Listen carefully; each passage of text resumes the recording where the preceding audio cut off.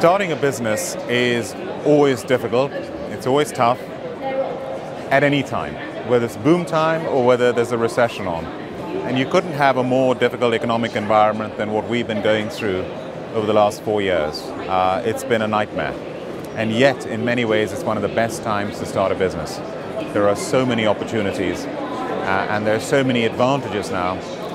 Compared with when I started my business 2 decades ago, the amount of help that there is for businesses today, whether it's from the government, whether it's from organizations, the networking opportunities, and the technology that exists to help you start a business, so much quicker, so much easier, with so much less finance than you would have needed 2 decades ago. So there's a lot going for people, and you hear stories, as I was saying in the speech, somebody comes up with an idea on Friday and can start a business on Monday using technology and the internet.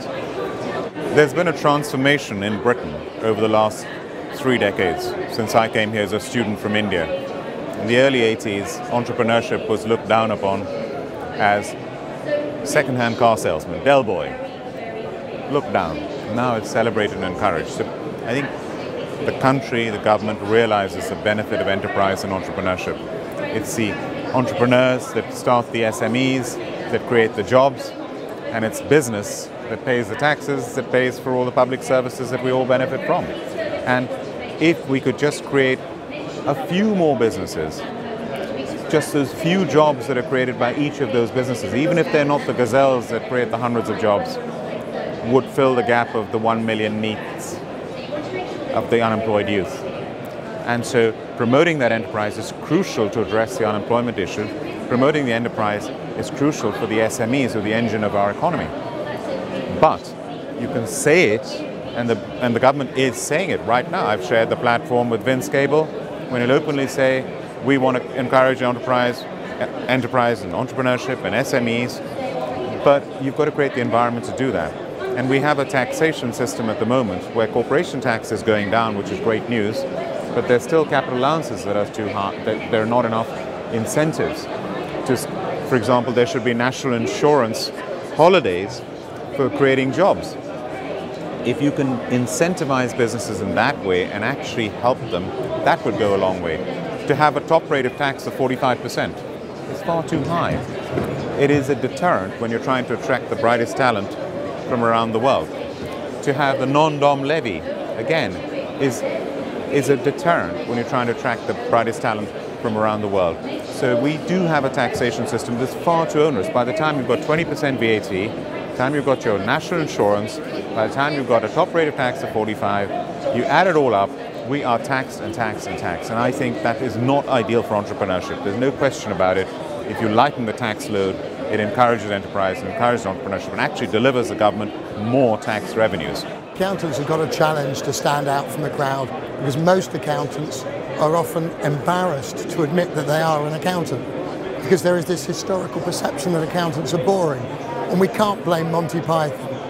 The classic vocational guidance counsellor sketch is 40 years old, and that only aired in the UK. Accountants are perceived as boring across the world, unfortunately. So what can accountants do? They've got to look different, they've got to sound different, and they've got to say different things. Most importantly, they've really got to have some sort of niche or area of expertise that makes them stand out from everybody else. Because when you're looking for referrals, when you're looking for recommendations, when you're looking for people to say positive things about you, they've got to be able to describe you in a different way to the other accountants that they know. And if you are just an accountant, if you have no area that people can focus on, you won't stand out, you won't be different, and I'm afraid they'll probably think you're boring.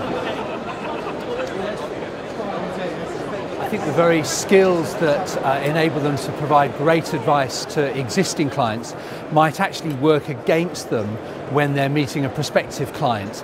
And one of the things I'm going to be talking about this morning is just the simple notion of who has the most airtime in that initial meeting. And my company, Huthwaite, it's a consultancy, and I'm an accountant originally. I qualified with EY, and one of the reasons I joined Huthwaite was that we've done all this research to find out what the most effective salespeople do. And one of the simple findings we came up with was that effective salespeople actually have less of the airtime than prospective clients. But I think that a lot of accountants, in their desire to impress a prospective client, they'll be too eager to talk about themselves and not spend enough time finding out about their clients. So the kind of soft skill I'm talking about is the kind of thing that I think accountants that don't really have front of brain. We're so busy thinking about the issues a client has and how we can help them. It's the technical content that we might get sucked up into. So my talk this morning is about giving accountants another voice to listen to when they're meeting a prospective client. American businesses quite often will not go into a meeting without their lawyer sitting next to them or without consulting their lawyer. I think it's far more important to be consulting your accountant for everything that you're doing. And I don't make any important decision without consulting my accountant. It is that important. And it's not just advice about tax, it is advice about business issues. Because accountants are your best friend by your side to advise you on technical matters, tax matters, but also from a business point of view, advising you independently, professionally, and it's invaluable. And I've, through my whole history building Cobra Beer, it is my accountants who've stood by me, helped me raise finance, given me the advice, quite apart from doing the audit. And again, the audit is now much more an added value. It's not just, can I have an audit report and just do the job and tick the boxes?